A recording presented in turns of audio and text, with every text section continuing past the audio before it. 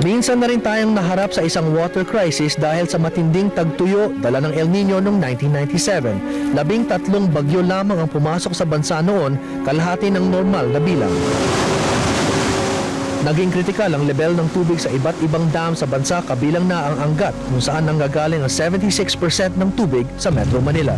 16 na oras lang sa isang araw may rasyon ng tubig ang syudad noon. Nagtaas din ang presyo ng kuryente sa mga lugar na dumidepende sa hydroelectric power plants tulad ng Mindanao at ilang parte ng Luzon.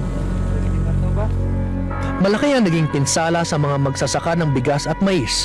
Kinailangan ng Department of Agriculture na mag-angkat sa ibang bansa upang mapunan ang kakulangan. Dito sa area ng responsibility ng Angat, where ito yung nakita natin na nagkaroon ng impact yung El Nino noon, yung irrigation for Bulacan and Pampanga was zero. Hindi sila nakapagtanim.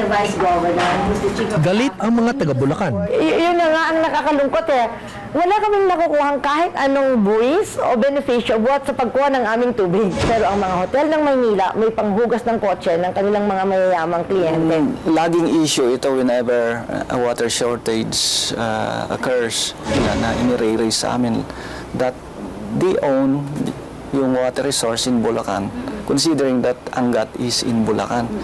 And when the priority of water supply is nandyan na, wala na sila. Ito nga yung napakabigat naming obligasyon. Sa batas, 40,000 hectares ng watershed na yan ay kailangang patuloy naming pangalagaan. Dahil kung hindi, maglalaba kayo ng 7-Up dun sa Manila.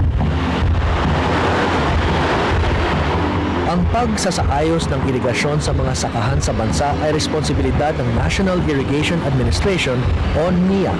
Noong may El Nino noong 1997, napilitan ihinto ng NIA ang pagsupply ng tubig sa mga sakahan sa Bulacan at Pampanga dahil matutuyo nito ang Angat. Pangalawa lang ang irigasyon sa prioridad ng Angat Dam. Kauna-unahan ang pagrasyon ng tubig para sa mga residente at negosyo sa Metro Manila. Pangatlo naman ang paggawa ng kuryente gamit ang Angat Hydroelectric Power Plant ng Napoco. Para makagawa ng kuryente, pinapadaan ang tubig sa mga turbina ng planta sa Angat. Ang tubig na pinakawalan ay dumidiretso sa maliliit pang dam upang gamitin ng MWSS sa patubig o ng NIA para sa irigasyon. Ayon sa National Water Regulatory Board o NWRB, nagkaroon daw ng labis na pagpapakawala ng tubig sa Angat Dam para makagawa ng kuryente. Nangyari raw ito mula nang magbukas noong Hulyo ang Wholesale Electricity Spot Market o WESM, isang kumpanyang nangangasiwa sa malakihang bentahan ng kuryente. Kung dati ang pangangailangan ng NIA ang basihan ng dami ng tubig na pinakakawalan sa Angat, ngayon merkado na daw ang nagdidikta nito. Kung ganito ang binid nila, yun din ang corresponding releases for water that will generate yung quantity of energy na kailangan nilang i-generate. Nagkaroon ng sobrang releases dahil hindi kailangan ng magsasaka. So instead na makakonserve ka, it will just go to waste yung mga tubig na yun. Ayon sa WESM, walang kinalaman ng kanilang operasyon sa paubos na tubig sa Angat Dam. Ang WESM is just another venue for trading electricity. So it has no specific authority on how certain power plants are to be operated or certain resources are to be used. Kaya wala kaming kinalaman doon sa paggamit ng tubig sa Angat. The decision for Angat to run or not to run is still based on the MPC's management. I think it's a choice doon sa nagmamanage ng Angat. Aminado ang pamunuan ng Angat Hydroelectric Power Plant na kumpara sa dating patakaran ng NWRB, paiba-iba daw ang pag-release ng tubig dahil sa WESM. Pero itinanggi niya na sobra-sobra ang tubig na pinapakawalan sa Angat. Sa record ng planta nitong taon, madalas na higit sa itinakda ng NWRB na 41 cubic meters per second para sa MWSS at 22 cubic meters per second para sa NIA ang pinakawalang tubig sa Angat. Buwelta naman ni Herman, ang kabuuang dami ng tubig na pinakawalan sa Angat ay hindi nalalayo sa itinakda ng NWRB. Wala namang mga excessive releases dahil base dun sa aming record, lumalabas na meron pa nga kami pagkukulang na releases. Ibig sabihin hindi kami lumampas doon sa tinakda ng National Water Resources Board. Kaya naman hindi raw sila dapat sisihin sa kakulangan ng tubig. It's not really the wisdom that made the elevation go down. Ang talagang may naging factor dyan is talagang bumaba yung inflow, yung pagdating ng tubig ulan. Madalang ang bagyo ngayong taon. Meron man daw, hindi naman sa Angat dumidiretso ang tubig nito. Ang pinakahuling bagyong Paeng ay nagpataas ng 2 metro sa level ng tubig sa Angat.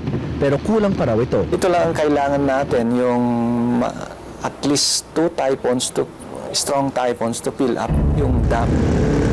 Hinihingi ng NWRB sa NAPOCOR na huwag munang paganahin ang planta sa Angat sa harap ng kasalukuyang krisis. Wala pang ibang pagkukunan ng tubig na magpupuno sa pangangailangan ng syudad. Nangangailangan na talaga ng mga additional sources of water para hindi mahirapan yung Angat Dam in terms ng multi-usage. Yung Metropolitan Waterworks and Sewerage System, may mga nakalinya ng mga alternative source ng water supply. Kasama sa listahan ang Liban Dam, Wawa River at bulk water supply project sa Laguna Lake na sa 2010 pa uumpisahan. Inaantay na lang maraming problema bago ma-implement ang isang project like yung mga pagbibidding. Matagal yun kung minsan na natitigil due to some unavoidable reasons. Ang nakikitang solusyon sa krisis ngayon ay ang pagtitiyak na walang masasayang sa kumakaunting supply ng tubig. Nag-i-intensify kami ng mga leak repairs.